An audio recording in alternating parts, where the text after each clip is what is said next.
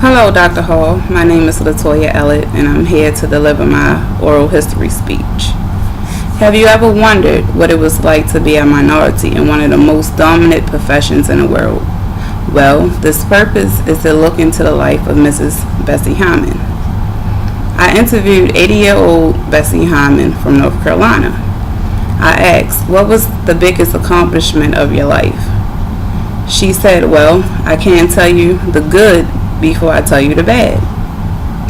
Being the oldest of 8 siblings, I had to take on the responsibility of my mother role. Although both parents were in the house, my father believed that men don't have to lift a finger when it comes to cooking, cleaning, chores, or other household needs. Because I was taught when I was young that a woman is to stay home and cook and clean and raise kids, women were titled as homemakers with no opportunities, while men work and financially take care of the family. Male dominance was not only forced, but was taught as a way of life.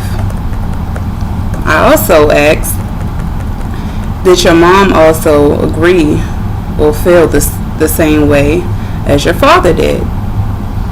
She replied, I love my mother dearly, but she brainwashed me to believe that black women roles is to be nothing more than a homemaker. She never talked about encouraging me to be nothing more than a homemaker. Mrs. Hammond believed for a long time, but couldn't fight the fact that she wanted more out of life.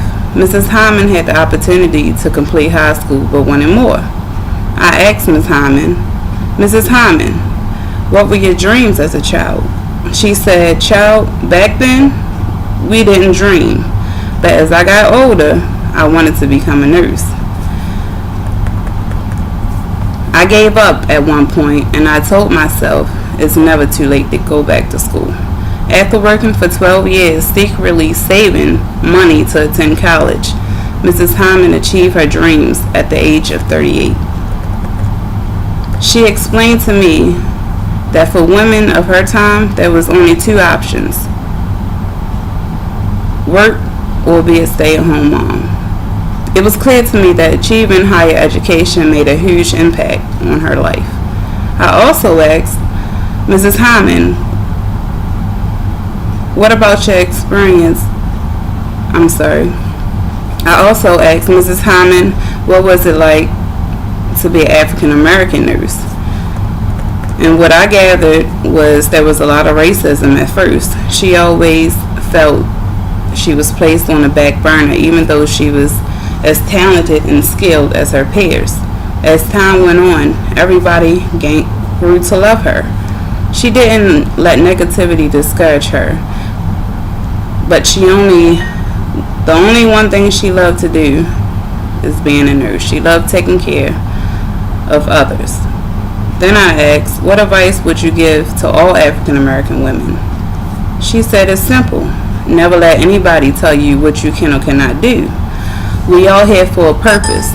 Believe in God and your dreams will come true.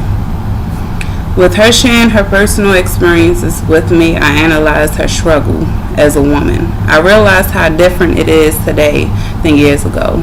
What I gathered from Mrs. Smith is with all her struggles she went through and never gave up.